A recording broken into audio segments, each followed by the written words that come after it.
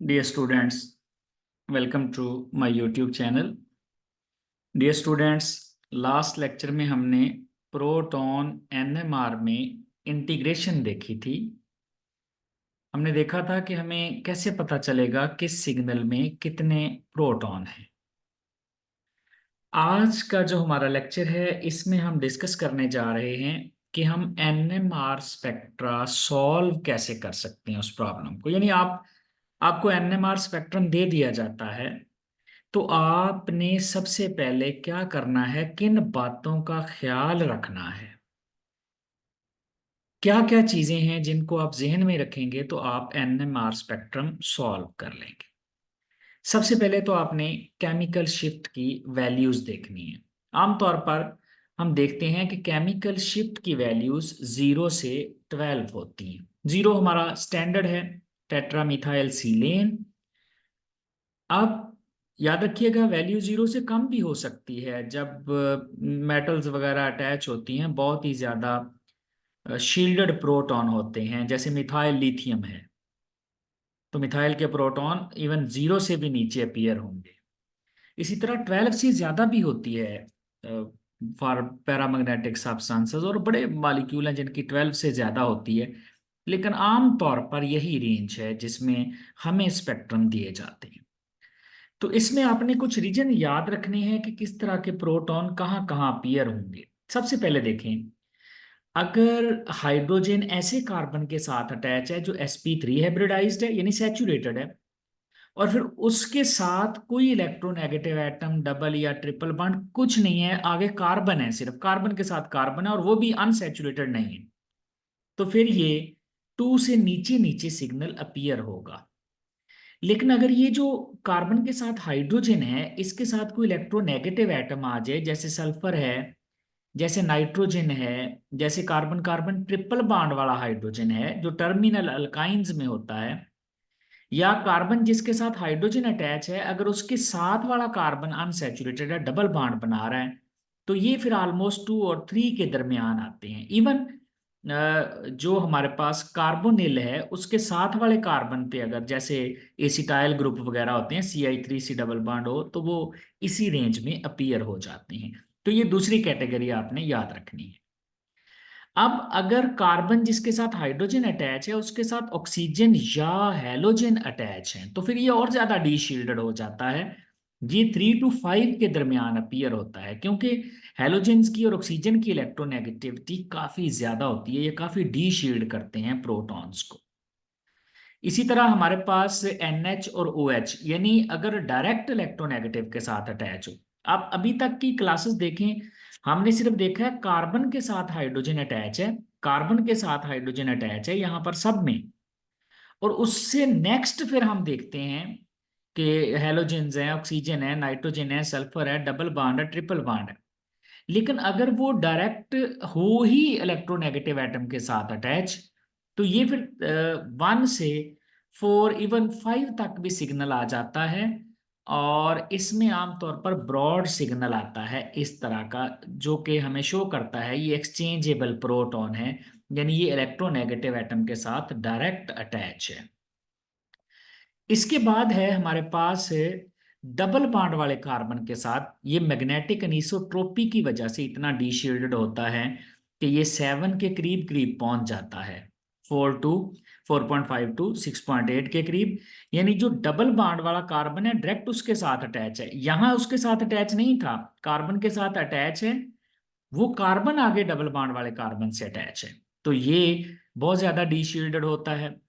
इसी तरह एरोमेटिक वाले प्रोटॉन और भी ज्यादा डीशील्डेड होते हैं मैग्नेटिक अनीसोट्रोपी की वजह से। और फिर अगर एरोमेटिक सिस्टम्स के साथ डायरेक्ट OH या NH लगा है तो वो देखें कितनी ज्यादा रेंज है उसकी, इवन 8 तक चले जाता है, और इसका सिग्नल भी ब्रॉड आता है। ये जो OH या NH है ये सैचुरेटेड के साथ अटैच है, सैचुरेटेड के साथ अटैच हो तो 4.5 तक रुक जाएगा, लेकिन अनसैचुरेटेड यानी एरोमेटिक के साथ अटैच हो तो फिर ये 8 तक भी सिग्नल जा सकता है। इसके बाद 9 और 10 के दरमियान एल्डिहाइड्स, और 10 से 12 के दरमियान कार्बोक्सिलिक एसिड वाला H आता है। तो कुछ रीजन एल्डिहाइड वाला रीजन ज्यादा प्रोमिनेंट है, पहले इसको देख लिया करें। कार्बोक्सिलिक एसिड देख लें, एरोमेटिक। यानी अगर आपको लगे 7 से ऊपर ऊपर कोई सिग्नल नहीं है तो आपने समझ लेना है ना इसमें एरोमेटिक सिस्टम है, ना एल्डिहाइड है, ना कार्बोक्सिलिक एसिड है। इसी तरह यहाँ पर 5 6 7 के दरमियान कोई सिग्नल नहीं आ रहा अगर, तो इसका मतलब है कार्बन कार्बन डबल बॉन्ड भी नहीं है, फिर इससे नीचे नीचे रह जाएगा सारा सिस्टम। तो ये चीज आपने याद रखनी है केमिकल शिफ्ट की वैल्यूज। नंबर 2 पे आपको पीक्स की शेप्स का भी आइडिया होना चाहिए कि पीक्स कैसी होती हैं, स्पिन स्पिन स्प्लिटिंग कैसे आती है। इसके लिए हम जो रूल पढ़ते हैं वो 1 प्लस नेबरिंग प्रोटॉन कितने हैं, ये इसके लिए हम रूल देखते हैं। तो स्पिन से पेन स्प्लिटिंग में सिंगलेट आती है। नंबर 1, सिंगलेट कब आती है? जब नेबरिंग में कोई भी हाइड्रोजन नहीं है, यानी हमारे पास एक कार्बन है, उस कार्बन पर एक हाइड्रोजन है या दो हाइड्रोजन है या तीन है, फर्ज करें ये CH2 ग्रुप है, इसके इस साइड पे भी कार्बन नहीं है, दूसरी साइड पे भी कार्बन नहीं है, मींस कि इसके नेबरिंग वाले जो एटम हैं उन पर कोई OH नहीं है, तो इसका मतलब सॉरी H नहीं है, अगर H नहीं है तो फिर ये कपल नहीं कर पाएगा, इसकी सिंगलेट आएगी। तो सिंगलेट इस तरह अपीयर होगी। अगर डबलेट आ जाए तो इस तरह की डबलेट अपीयर होती है। इसका मतलब है, डबलेट का मतलब है नेबरिंग में एक प्रोटॉन है, 1 प्लस n नेबरिंग प्रोटॉन, यानी 1 ये 1 जो भी अंडर स्टडी है। फॉर एग्जाम्पल मेरे पास CH3 है जिसको मैं देखना चाहता हूं।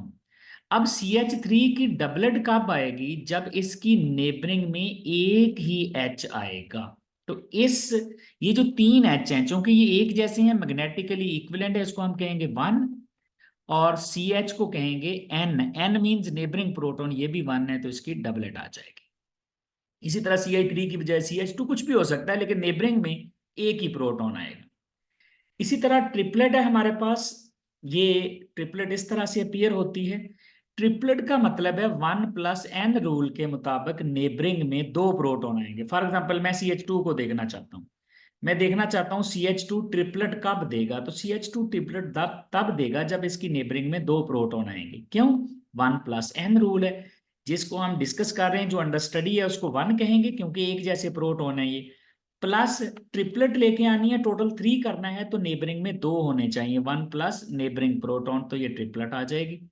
इसी तरह हमारे पास यहाँ पर क्वार्टेट मींस नेबरिंग में 3 प्रोटॉन होंगे, 1 प्लस n, इन टोटल आपने 4 रखना है।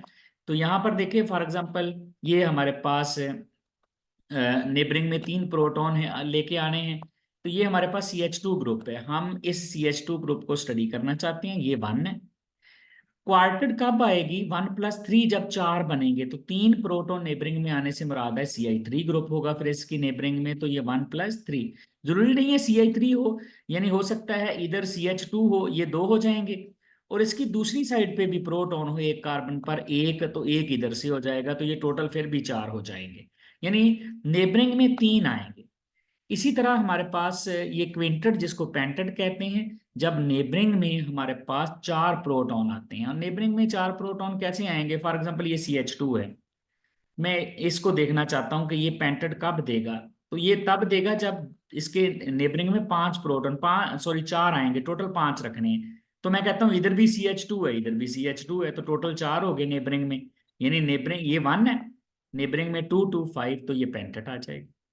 और अगर हमारे पास सेक्सटेट हो, तो सेक्सटेट का मतलब है नेबरिंग में 5 प्रोटॉन आएंगे, और नेबरिंग में 5 का अब कैसे आएंगे?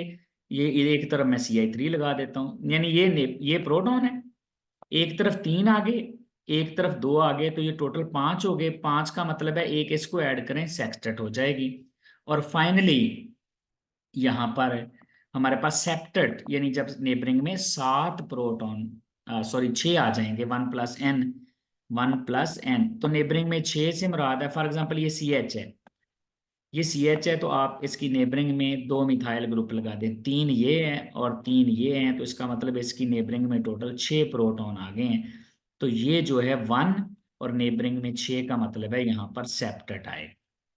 तो इस तरह आपको पीक्स अपीयर होंगी। तो एक आपने केमिकल शिफ्ट की वैल्यू याद रखनी है, दूसरा ये पीक्स याद रखनी है। अब तीसरी बात, जो ही आपको एनएमआर स्पेक्ट्रम दिया जाए, आपने सबसे पहले, ये जिससे पहले मैंने दो चीजें बताई है ना, केमिकल शिफ्ट और स्पिन स्पिन स्प्लिटिंग, वो तो है, याद रखनी है आपने। अब आप स्पेक्ट्रम की तरफ आ गए हैं, आपने स्पेक्ट्रम सॉल्व करना है। तो सबसे पहले जो भी आपको दिया जाता है मॉलिक्यूलर फार्मूला, आपने उसमें अनसैचुरेशन चेक कर लेनी है कि क्या इसमें कोई पाई बांड या रिंग है। और उसके लिए हम अल्केन से कंपेयर करते हैं, क्योंकि अल्केन सबसे सैचुरेटेड होते हैं, जिनमें सबसे ज्यादा हाइड्रोजन होते हैं, जिनकी carbon to hydrogen ratio high होती है। अब अगर आपके पास ऐसा कंपाउंड है जिसमें ग्रुप 6A का मेंबर है, जैसे देखें, अब पहले आप सिंपली चेक कर लें, बेंजीन है आपके पास C6H6, आप चेक करना चाहते हैं अनसैचुरेशन कितनी है, तो आप 6 कार्बन वाली अल्केन बनाएं। 6 कार्बन वाली अल्केन क्या होगी? C6H16, सॉरी 14, ये बन गई अल्केन 6 कार्बन वाली, यानी आपने अल्केन से कंपेयर करना है जितने कार्बन इसमें हैं। अब दोनों में हाइड्रोजन का फर्क देखें कितना है, 8 का। जितना हाइड्रोजन का फर्क आए उसको 2 पे डिवाइड कर दें, उतनी अनसैचुरेशन होगी। अब बेंजीन में आपको पता है बेंजीन रिंग की अनसैचुरेशन लेवल 4 होता है, 3 तो होते हैं इसमें पाई बांड। तो फिर चौथी अनसैचुरेशन कहाँ से आ गई? चौथी अनसैचुरेशन होती है रिंग की। याद रखना, जब रिंग बनती है तो रिंग का मतलब भी पाई बांड होता है, क्योंकि रिंग भी तब बनती है जब दो हाइड्रोजन एटम निकल जाते हैं। और जैसे देखें, मेरे पास ये एक अल्केन है, मैं रिंग क्लोज करना चाहता हूं, तो मैं इस कार्बन का एक H निकालूंगा और फिर इस कार्बन का भी एक H निकालूंगा, तो यहां से रिंग क्लोज हो जाएगी। तो इसका मतलब है जब रिंग बनती है तो उसका मतलब भी दो हाइड्रोजन की डेफिशिएंसी है, यानी वो एक पाई बांड के इक्वल होती है। तो ये था सिंपल हाइड्रोकार्बन। अब है, अगर कोई छठे ग्रुप का मेंबर आ जाए तो फिर भी आपने टेंशन नहीं लेनी, एज इट इज अल्केन बना लेनी है। जैसे आपके पास है C7H8, साथ आ गया O, छठे ग्रुप का मेंबर ऑक्सीजन, तो आपने टेंशन नहीं लेनी, ऐसे समझे छठे ग्रुप का मेंबर होता ही नहीं। इसकी अल्केन बनाए 7 कार्बन वाली C7H16, दोनों में फर्क चेक कर लें कितना आ गया, 8 का। 8 का फर्क है, 2 पे डिवाइड करें, इसका मतलब इसमें 4 पाई बांड हो सकते हैं। अब 4 पाई बांड से मुराद है ये बेंजीन रिंग भी हो सकती है, टोटल 4 ही बनते हैं बेंजीन रिंग के। या चार आप ऐसे भी पूरे कर सकते हैं, चारों डबल बांड हों। या आप ऐसे पूरे कर सकते हैं कि दो डबल बांड आ जाएं, इस तरह से। एक ट्रिपल बांड का मतलब दो पाई बांड आ गए, और फिर दो डबल बांड आ जाएं, तो ये टोटल कितना हो जाएगा? 4 हो जाएगा। तो इस तरह से, या एक रिंग भी लगा सकते हैं, रिंग का मतलब पाई बांड होता है। तो बहरहाल आपने अल्केन बना लेनी है उसकी। अब अगर हमारे पास हो पांचवें ग्रुप का कोई मेंबर, जैसे नाइट्रोजन आ गया, तो फिर आपने एक नाइट्रोजन के लिए कम करना है, यानी जितने नाइट्रोजन हो उतने हाइड्रोजन आपने कम कंसिडर करने हैं। जैसे देखें, अगर आपके पास हो C4H5N, इसमें नाइट्रोजन आ गया, जितने नाइट्रोजन एटम आ जाएं हाइड्रोजन उतने कम कंसिडर करने हैं। आप समझें ये एक्चुअली C4H4 है। एक नाइट्रोजन, जितने पांचवें ग्रुप के मेंबर हैं उतने हाइड्रोजन कम कर दें। अब इसकी बनाएं अल्केन, ये आ गया C4H10, और C4H10 कितना डिफरेंस आ गया दोनों में? 6 का। डिवाइड करें 2 से, ये आ गया 3। इसका मतलब है इसमें अनसैचुरेशन लेवल 3 है। 3 से मुराद है इसमें दो पाई बांड हो सकते हैं, एक रिंग हो सकती है, ये तीनों ही डबल बांड हो सकते हैं, या एक डबल बांड एक ट्रिपल हो सकता है। तो मतलब आपने पूरे कर लेनी है डेफिशिएंसी, डबल ट्रिपल बांड लगा के या रिंग्स लगाकर। फाइनली अगर सातवें ग्रुप का मेंबर आ जाए, जैसे हेलोजेन्स हैं, तो आपने हेलोजन को हाइड्रोजन कंसिडर करना है, ऐड 1 हाइड्रोजन पर हेलोजन एटम, यानी जितने हेलोजन है उनको आप कंसिडर करें कि ये हैं ही हाइड्रोजन। जैसे देखें, आपके पास है C6H5Cl। अब आपने हेलोजन को हाइड्रोजन कंसिडर करना है, तो आप समझें एक्चुअली ये आपके पास C6H6 ही है। अब जब C6H6 है तो ये वही बेंजीन वाला सिस्टम बन जाएगा कि इसमें C6H14 वाली अल्केन बनेगी, 8/2 4 इसमें अनसैचुरेशन आ जाएगी। तो ये आपने याद रखना है, छोटा सा तावीज के छठे ग्रुप के लिए कुछ नहीं करना है, ऐसे ही समझना है ये हाइड्रोकार्बन है। पांचवें ग्रुप के लिए जितने पांचवें ग्रुप के मेंबर हैं उतने हाइड्रोजन कम करें, और सातवें ग्रुप के लिए जितने हैलोजेंस हैं उतने ये ज्यादा कर दें। तो ये आपके पास आ जाएगी अनसैचुरेशन। यानी डबल बॉन्ड का मतलब एक रिंग हो सकता है, ट्रिपल बॉन्ड का मतलब है दो रिंग्स हो सकती हैं, या ट्रिपल बॉन्ड का मतलब है दो डबल बॉन्ड हो सकते हैं, या एक रिंग एक डबल बॉन्ड हो सकता है। मतलब पाई बॉन्ड की आपने हाइड्रोजन की डेफिशिएंसी निकालनी है। तो स्पेक्ट्रम जब दिया जाए सबसे पहली बात यही देखनी है, फिर जेन में लाना है केमिकल शिफ्ट और स्प्लिटिंग। जैसा कि देखें हमारे पास एक स्पेक्ट्रम है C4H6NBr का, आपने फौरन इसमें अनसैचुरेशन निकालनी। सबसे पहला काम देखें, इसमें एक साथ पांचवें ग्रुप का मेंबर है, एक सातवें का। पांचवें ग्रुप के मेंबर के लिए आप जितने एटम होते हैं पांचवें ग्रुप से उतने हाइड्रोजन कम करते हैं, और सातवें ग्रुप के मेंबर जितने होते हैं उतने हाइड्रोजन ज्यादा करते हैं। तो ये दोनों, एक पांचवें ग्रुप से एक सातवें से, इसका मतलब है हाइड्रोजन पर कोई फर्क नहीं पड़ेगा। तो ये हमारे पास आ जाएगी C4H6। अब आप बनाएं इसकी अल्केन। इसकी अल्केन होती है C4H10, चार वाली। दोनों में फर्क कितना आ गया? 6 और 10 में 4 का फर्क है। 2 पे डिवाइड कर दें, जितना हाइड्रोजन का डेफिशिएंसी का वो आ जाए, तो ये आ जाएगा 2। इसका मतलब इसमें हाइड्रोजन की डेफिशिएंसी इतनी है, यानी इसमें दो पाई बॉन्ड है। अब दो पाई बॉन्ड कैसे हम एक्सप्लेन कर सकते हैं? हम कह सकते हैं इसमें दो डबल बॉन्ड है, दो पाई बॉन्ड से मुराद। आप कह सकते हैं इसमें एक ट्रिपल बॉन्ड है, तो ये भी दो पाई बॉन्ड हो गए, या एक ट्रिपल बॉन्ड नाइट्रोजन के साथ है। तो इस तरह करके आप इसको जस्टिफाई कर सकते हैं। आप ये भी कह सकते हैं इसमें एक पाई बॉन्ड और एक रिंग है, ये भी पॉसिबिलिटी हो सकती है। बहरहाल सबसे पहला काम आपने निकाल ली अनसैचुरेशन। अब आपने देखना है फॉरेन स्पेक्ट्रम। स्पेक्ट्रम देखते हुए आपने पहले 10 से 12 वाला हिस्सा देखना है कि कार्बोक्सिलिक एसिड तो नहीं है, वो तो हो नहीं सकता क्योंकि इसमें ऑक्सीजन ही नहीं है। 9 से 10 एल्डिहाइड भी नहीं क्योंकि ऑक्सीजन नहीं है। 7 से 8 वाला हिस्सा भी खाली है, बेंजीन रिंग भी नहीं है, एरोमेटिसिटी भी नहीं है। 4 से 6 वाला हिस्सा भी खाली है, तो इसका मतलब कार्बन कार्बन डबल बॉन्ड नहीं है। तो इसका मतलब कार्बन कार्बन डबल बॉन्ड भी नहीं है। इसमें एरोमेटिक रिंग भी नहीं है कोई, 7 to 8 भी खाली है। एल्डिहाइड भी नहीं है, कीटोन भी नहीं है, यानी 4 से ऊपर कुछ है ही नहीं। इसका मतलब ये तो रीजन सारा गया। कार्बन कार्बन डबल बॉन्ड है नहीं है, carbon carbon double bond aromatic भी नहीं है। तो अब हम ये आगे हैं इस रीजन में। अब देखें, ये वैल्यूज 2 से ऊपर ऊपर हैं, ये 2 और 4 के दरमियान है। इसका मतलब है जरूर इलेक्ट्रॉन विद ड्राइंग ग्रुप लगे हुए हैं, और वो इलेक्ट्रॉन विद ड्राइंग ग्रुप इनको डी शील्ड कर रहे हैं। और इनमें सबसे ज्यादा डी शील्डेड ये वाला है, दो प्रोटॉन। ये दो प्रोटॉन है, ये भी दो प्रोटॉन है, ये भी दो प्रोटॉन है, ये इंटीग्रेशन दी हुई है। अब इसका मतलब है ये वाले भी दो प्रोटॉन हैं इंटीग्रेशन में, ये भी दो प्रोटॉन हैं, और ये भी दो प्रोटॉन है। 6 प्रोटॉन पूरे हो गए, यहां पर हमारे पास 6 ही थे टोटल। अब अनसैचुरेशन भी आपने पूरी रखनी है। अब इसमें आप देखें कि यहां पर ये जो सबसे ज्यादा डी शील्डेड है ये दो एच हैं।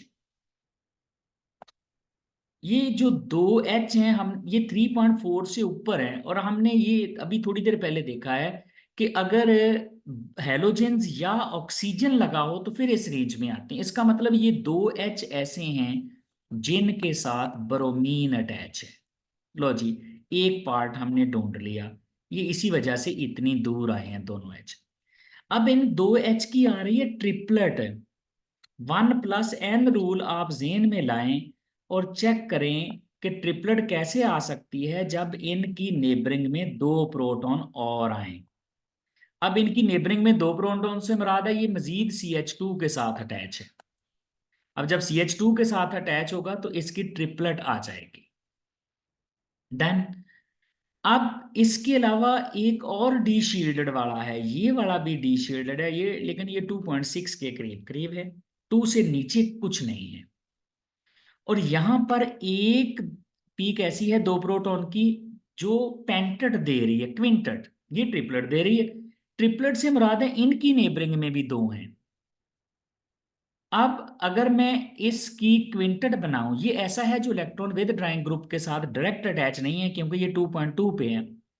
इसकी मैंने अगर पेंटेट बनानी है तो ये 1 है, इधर 2 आ गए, 1 + 2 3, और इधर भी फिर मैं 2 लगा देता हूं, CH2।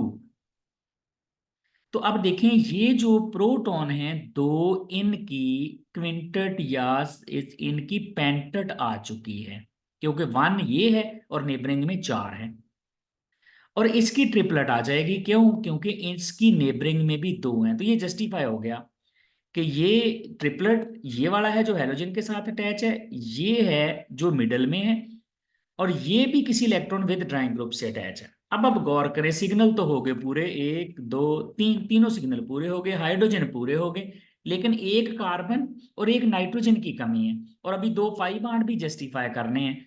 तो इसका मतलब है एक यहां पर फिर C triple bond N group हो सकता है।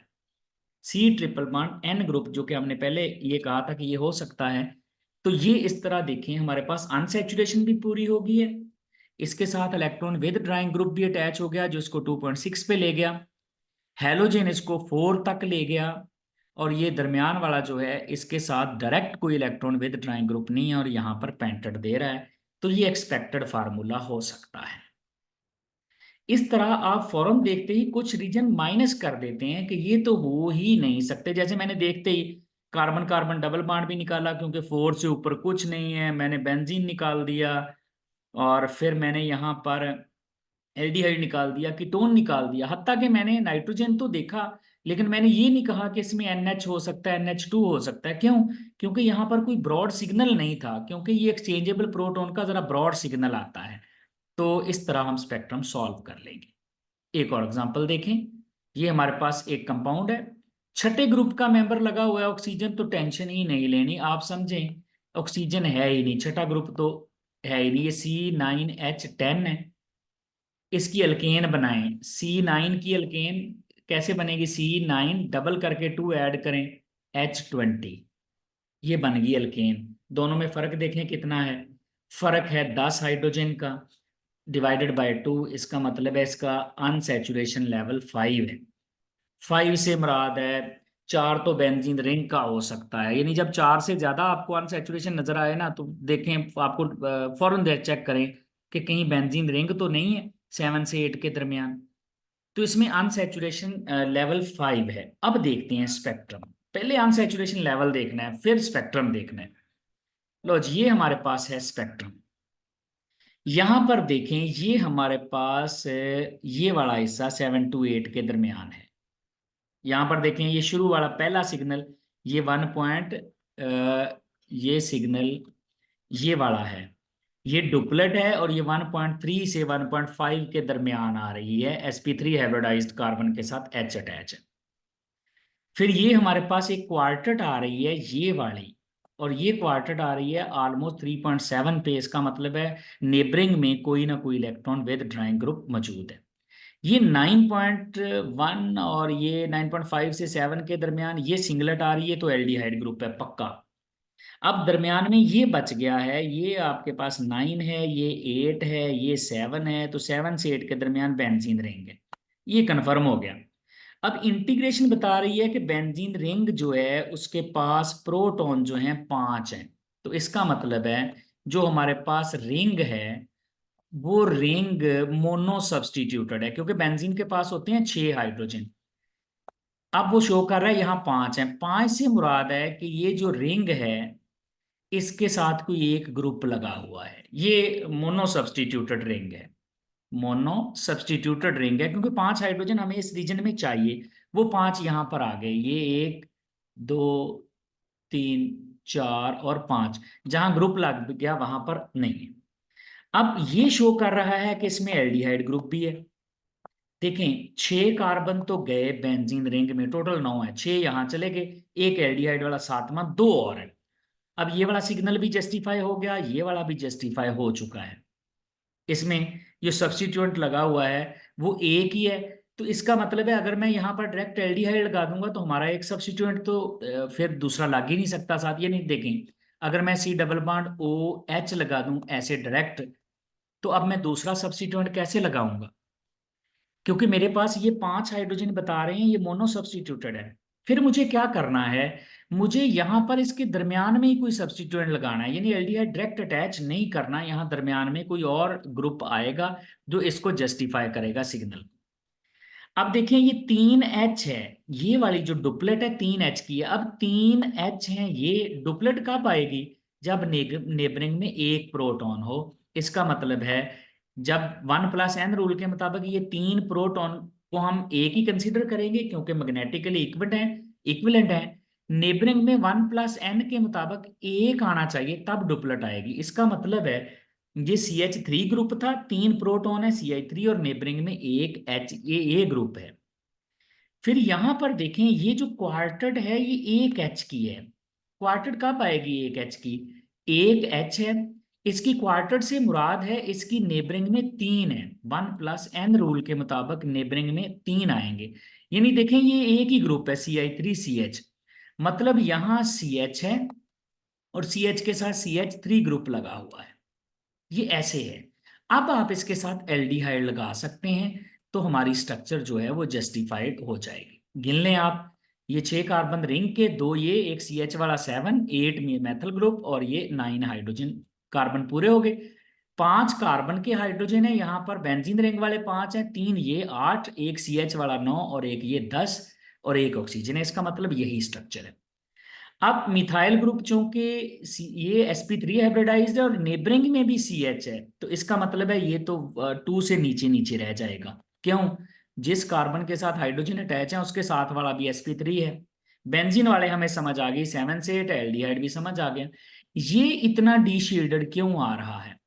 ये डी शील्डेड इतना क्यों आ रहा है 3.5? क्योंकि हमने तो देखा था कि 3.5, 3 और 4 के दरमियान ऑक्सीजन और हेलोजन वाले आते हैं। एक्चुअली इसके एक तरफ electron with drawing group aldehyde लगा हुआ है और दूसरी तरफ बेंजीन रिंग लगी हुई है।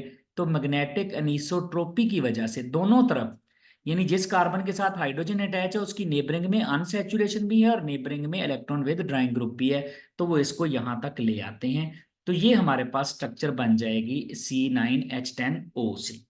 तो इस तरह आपने सबसे पहले जब भी स्ट्रक्चर निकालनी है आपने अनसैचुरेशन लेवल चेक करना है। अनसैचुरेशन लेवल चेक करने के बाद आपने फिर एरियाज डिफाइन कर लेने हैं। 4 से ऊपर देखना है कुछ है कि नहीं।